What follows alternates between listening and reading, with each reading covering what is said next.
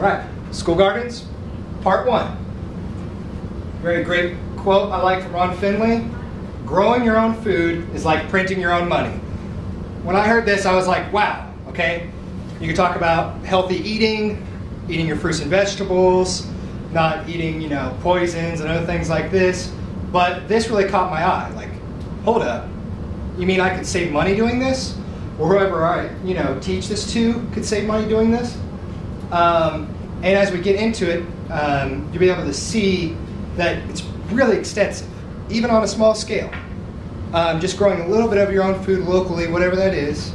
It's your own, small plant for culinary herbs, or it is a large-scale garden where you maybe feed part of your family or part of the school's cafeteria or whatever it may be.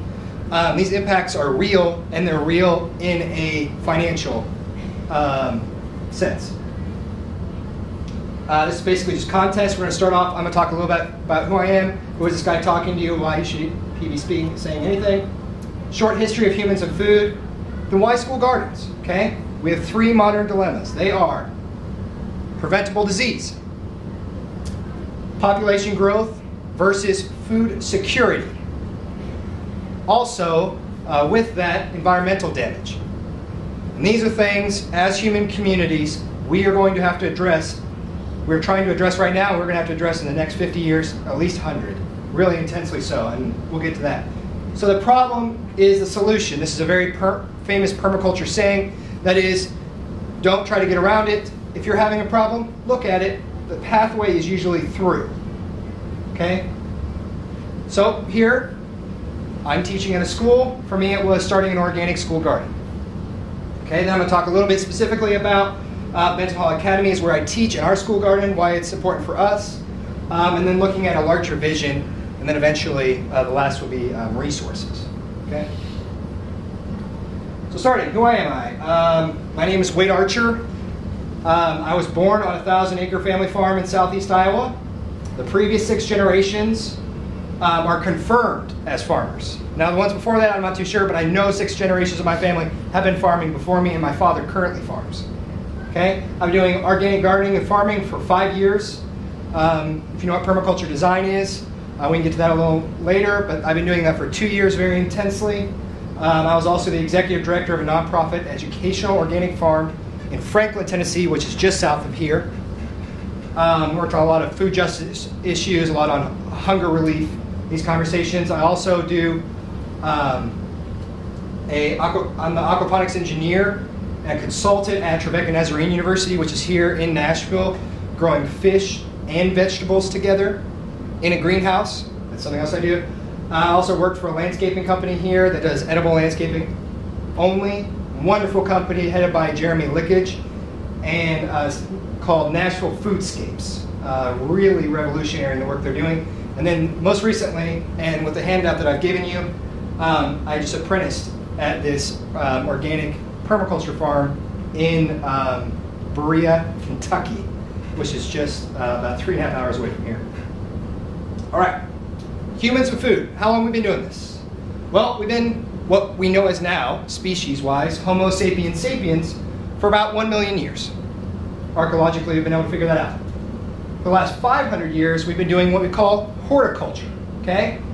This comes from the Latin word hortus, or garden, okay? These are small scale. Also, the translation is humans tending to plants. We have a very, very, very long history, several different continents, about, maybe not large scale, but like just managing your fruit trees outside. The eastern woodlands here in the United States, which the Europeans that came to colonize what we now know as North America, the eastern woodlands were actually a managed food forest. The Native Americans were cutting down trees, clearing trees, and harvesting acorns and all kinds of other wild fruit and vegetables that were in the forest. But the Europeans came in and they just saw a forest. We've seen one of these before, Black Forest in Germany or wherever you're at, okay? 10,000 years ago, we roughly, depending on where you're at, 10 to 12, this is when we started agriculture, which comes from the Latin word agere, which means field. This is when, as humans, we started to clear and make fields. Okay? This is primarily what people think about now as growing food, but it's very recent in human history, right? Taking care of plants, eating plants, growing our own plants, 500,000 years. Agriculture, 10,000. Okay? This is also the rise of major civilizations, right? If you have food, then you have an abundant harvest at one time, right? Then you need to protect that. This is a conversation with, in ancient Egypt, a conversation with Pharaoh. You have all these, how are you going to distribute it? How are you going to distribute the harvest? How are you going to save it for a long term? Storage, okay? But here in the United States, is what we're going to focus on because we live here. 1910 in the US, farmers were 31%, almost 1/3 of the labor force here in the United States, okay? Number of farms, 6.3 million. Now in 2012, 2 years ago, less than 1% of the labor force is growing food as their full-time occupation, okay? Now, number of farms, 2.11 million, okay? And what's happened really since the 1970s and the 80s has been in full force, and this is what has driven this down to only 1% of the labor force, is this, and this is the Green Revolution. For the last 40 years, we've had the industry standard, okay, highly mechanized, lots of machines, okay, with chemicals and fertilizers. So instead of humans having to touch plants, now we just spray, we as in, not me, or us in here, but just the general industry standard is, if there's a bug on it, no one goes picks it off, we spray stuff on top of it and it kills it, okay? This is a much, much larger conversation, but it is the model that we currently have for food production here in the United States, and in the last 20 years, really intensely, has been spread across the world, right? India, Asia, right now, the major cause for deforestation in the Amazon rainforest is growing soybeans, and that comes from investment, primarily from China and Japan. They're doing the second thing we were talking about, right? Agriculture. Clearing the forests, making the field primarily with one crop, and it is soybeans, okay? Okay, so this is a real question. If I ask anything relevant today, I think this is what I want to ask. And that is, are we teaching knowledge and skills for the 21st century? We know what has happened in the 20th century. We have a lot of good history about that. Most of us have lived in that a lot. But for where we're headed now, are we actually teaching the things that are going to be relevant for our students, for our children, for our grandchildren in the next 50 to 100 years, okay? This is a question I don't think there's a simple answer for, but I need to raise it because maybe some of the things that we thought were maybe so important to teach might not be as much, okay? I'm all for technology and these type of integrative things, but I think there's other things going on, and you're about to see why. Okay? Leading cause of death in the United States in 2009. This is 100,000, so 100,000, 200,000, as you can see it goes up. Almost 600,000 from heart disease, cancer, chronic lower respiratory disease, strokes. All of these are what they're known in the medical terminology as what? Preventable diseases. Okay? Most of them. Okay? Here's the next modern dilemma, right? This is number one. Second modern dilemma that we're all facing. Okay? 1927, 2 billion people. This is the food security versus population growth, right? 1927, 2 billion. 1960, 3 billion. 1987, 5 billion. You can see it's still growing. Right now we're roughly at, they calculate approximately 7 billion. And here is what the Organization for the Federal Government of the United States that does all of the federal relief efforts in the world, famine relief, these kind of things. Okay, they're saying that global food production must increase by 70% by 2050, which is roughly, right, about 40 years, less than 40 years, to meet our needs as humans. For us to continue to sustain ourselves just to eat food. We don't want to talk about, well, this is not environmental stuff, okay? This is not about trying to do anything else. This is just, do we have enough food for everybody, okay? And here is the third modern dilemma that we are facing. Really intensely so, depending on where you're living, okay? Kind of hard to see because of the lighting, but, okay? This here is a farm in my home state of Iowa. Okay, we're about to read about it. It's called a ephemeral gully, as in it just appears for a couple reasons, and we're going to talk about that. And this is just washing away all the black topsoil over. It used to be 25 feet in some places. Now we're down to just a couple in Iowa. Okay, just washing it away. We'll talk about why is that happening. Okay, so where does that go? All right, it goes to a dead zone, 6,000 square miles in the Gulf of Mexico. Okay, where sea life can't survive, as in biological life is not there. Okay, and this is right off the Gulf of Mexico. Excuse me. All right. So environmental damage is being seen at unprecedented levels. Okay. And I swear after this one, we'll get to some happy stuff, all right? This is kind of the doom and gloom, but we're trying to see what's the major patterns, right, that we're facing in the next 50 years, and what can we do as communities, local communities, to change these things, okay? All right, so this is an agronomist, Richard Cruz. He says, he can say with a lot of confidence that these gullies, right, washing away all this topsoil, are carrying away an average of 2.5 to 3 tons of soil per acre, bringing the grand erosion total as high as 8 tons per acre, 60% higher than the USDA sustainable threshold of 5 tons. This is all this soil being washed away, right, going down in the Gulf. And 16 times higher than the 0.5 ton limit that Cruz says is more scientifically valid. Okay? So the soil, the breadbasket of the United States, is being washed away. Okay? This is primarily from a couple causes. The first one is high rates of soil disturbance. Okay? There's lots and lots of tillage. Okay? Just really ripping the soil, opening it up, disking, you know, all these other practices. And what they do is they fluff it up. It's like if you're on a beach and you wait when the tide goes out and it takes sand with it. Have you ever seen that before? Or just like, you know, watching a stream, there's the sediment kind of comes off the side of it and follows down the stream. This is the exact same thing that's happening, okay?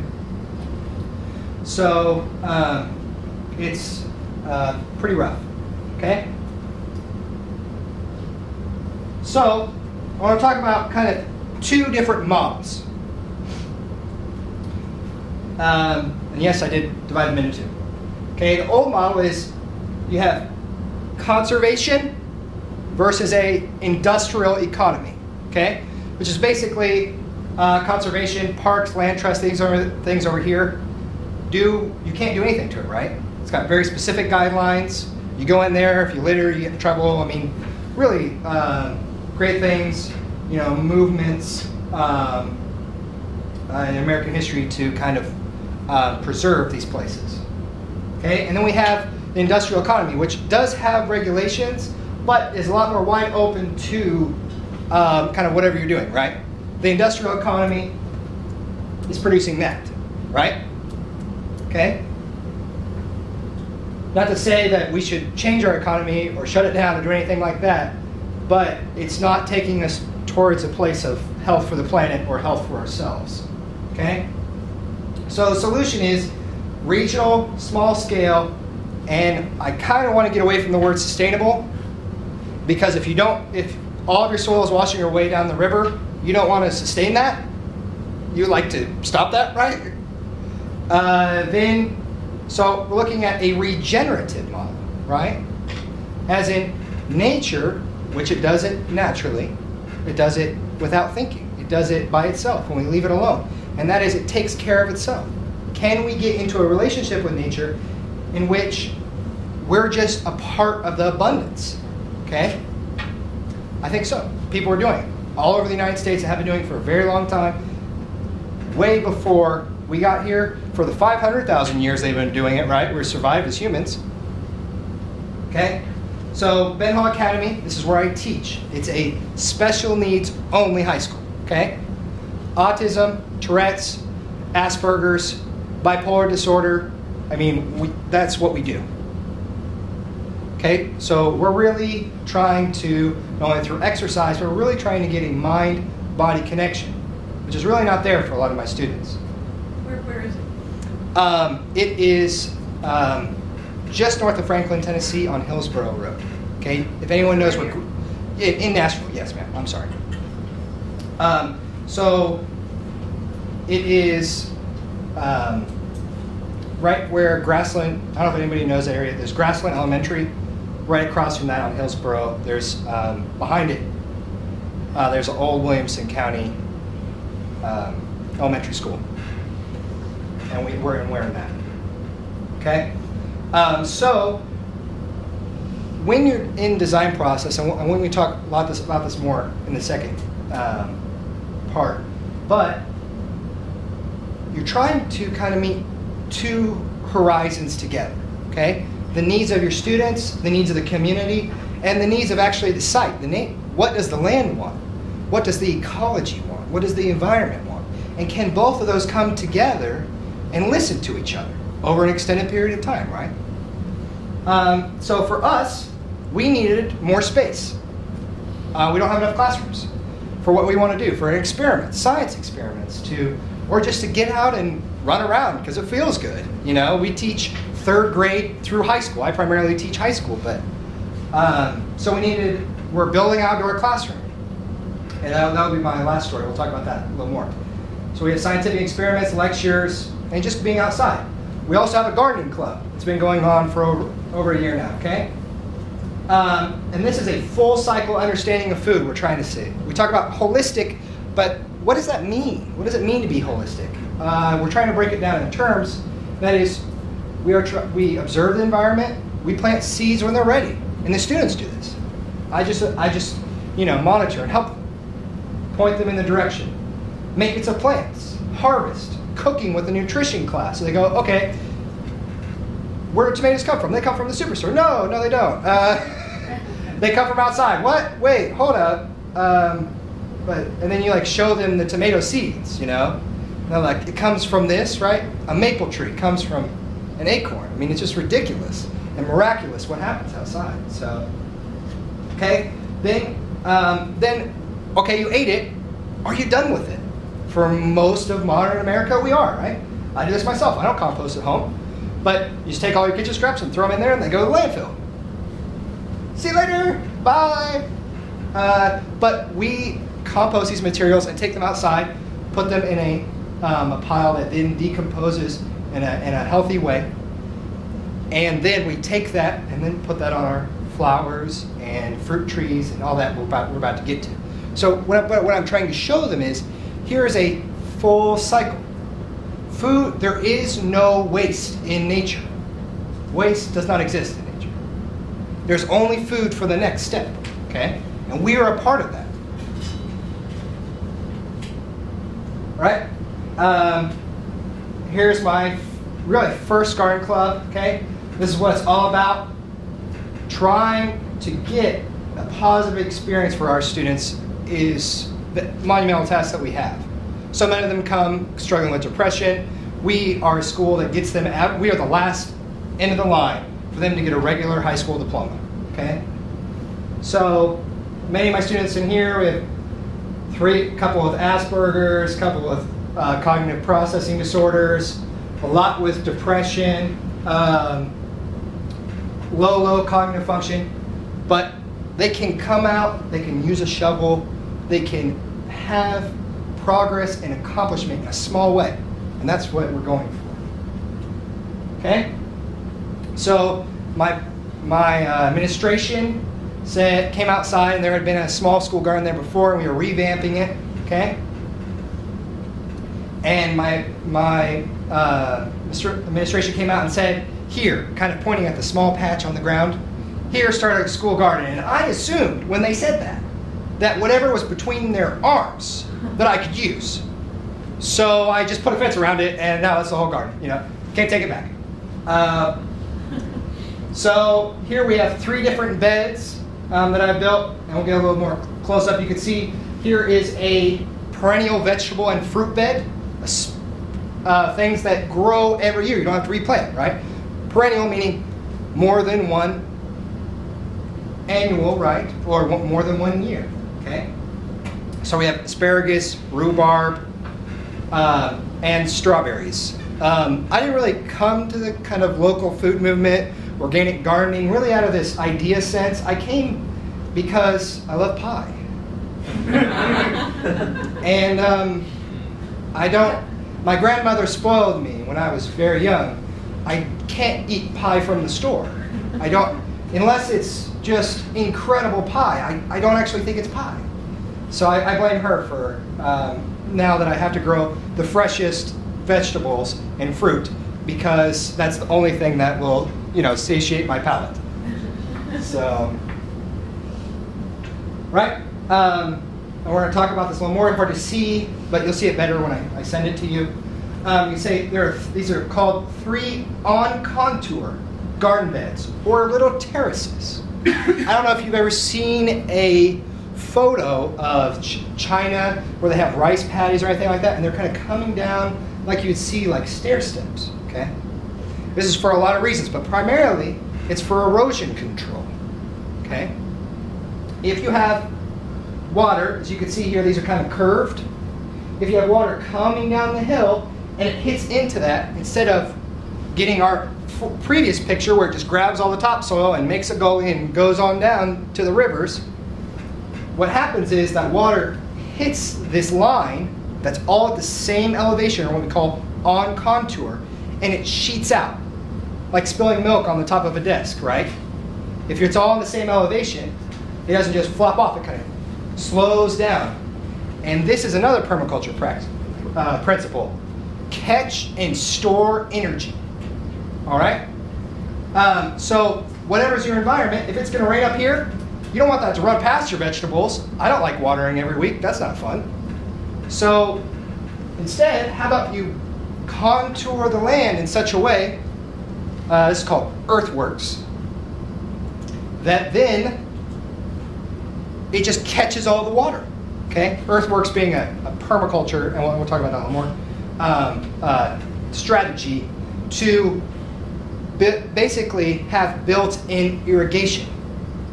If you look at nature's patterns, they don't have all this weird plastic tubing because they didn't make that. We did.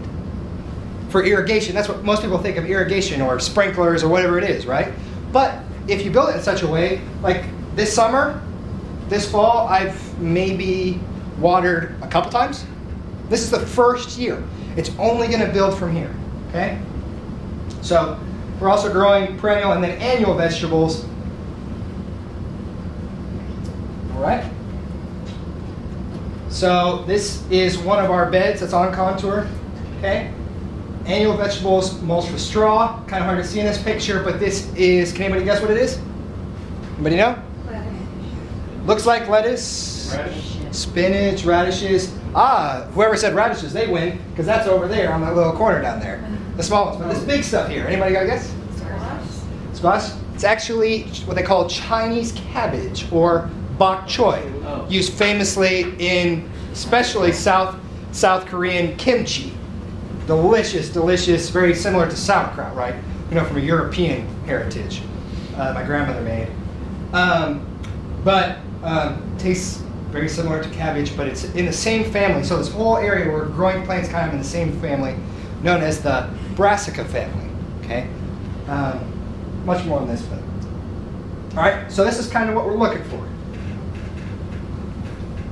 As an educator, someone who's trying to teach knowledge and skills for the 21st century that people are actually going to be able to go out and use and make a difference in their daily lives, grow some of their own food, save money, grow some of their own food, keep vegetables from needing to be transported all the way across the United States, right? The average food in the United States travels 1,500 miles before it gets to the plate. 1,500 miles, okay? While it's on that journey, it loses its nutrients. It's decomposing, okay? So I think healthy food might not be as appropriate as maybe saying nutrient-dense food. We want to eat food that comes into our bodies and it has lots of nutrients, right? It's nutrient-dense. It's going to give us energy, give us health, right? Okay? So there's the nutrition part. Also, it's like, well, where are we at? Trying to enlarge the vision of our students and communities about what we're not alone. the lie of the modern condition is you can go out and do your own thing and it's not going to affect anybody. Well, if you have a family, try to do your own thing, or you have siblings or whatever, you know, growing up, you could say that obviously is affecting them. If you get what you want and they don't get it, it's going to be a problem. Same metaphor applies for any type of environment, right? Okay? And then the physical engagement. Here we have all of these health plans and strategies to get more, aerobic exercise that was spoke about this, this morning some in one of the breakout sessions, or to get healthier. Well, here's something that combines all of them, right? Okay. So, looking for commitment, because this is a year-round process. You need partners. You need community members. You need help from your students. But doing it by yourself is not, it's just not fun. But it's also not as going to be as sustainable. You need conviction. This is a very small population. Right now, school gardens are kind of on the edge. My grandmother tells me about home economics. I don't know if any of you, took that, but it wasn't there when I got to school, in public school, So, but these conversations were had in there. But this is really old, this is what I was talking about earlier. However, it's not in the mainstream thought, and so there's going to be some obstacles and some barriers. So having a conviction, I think, is important, and then also a well-articulated vision. Something to say, this is not just, we're trying to graft on this weird thing, it's just, Mr. Archer having his fun day or whatever, but that this is actually beneficial, and why is it beneficial, okay? And I think this is giving real knowledge and skills relevant for students' lives for the 21st century. And here's the last one. Here's my website. I just launched it. You can't find it on Google, so you have to know the exact thing, but this will also be included in the email, okay? It's Abundant Food and Design. More will be, if this is the only session you can stay for, you're going to one after that, this is fine. But it will be, there will be a lot more information, a lot more information on the website, a lot more resources, okay? But if you're saying, okay, hey, wait, what do I need to read that's going to really take me to the next level, whatever that is, at the very least, environmental understanding, but small-scale gardening, the book. I don't say the a lot because of its implications, but I really am pushing this one. It's by Toby Hemingway, who teaches permaculture and other landscape design and environmental studies in Portland, Oregon. Toby Hemingway, and the book is Gaia's Garden, and the most recent one is the second edition. But I think, because he talks about kind of all these relationships. People fail in growing food so many times because they've been taught to think there is one cause and one effect when it comes to nature. But it's always way more complex than that. And so, go, okay, I did this one thing, but then this happened, well, I'm just going to give up.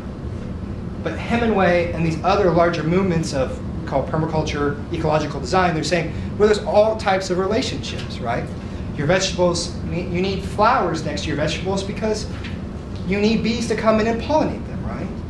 Or your fruit trees or whatever it is. So you need flowers. You can't just, and we'll see this, and we'll talk a lot about more in the second part, but you need things to help you, just like you need mentors and elders, and all of you wonderful people to teach the students, to teach the community about these things, okay? So we've got, I think we're out of here at 2:15.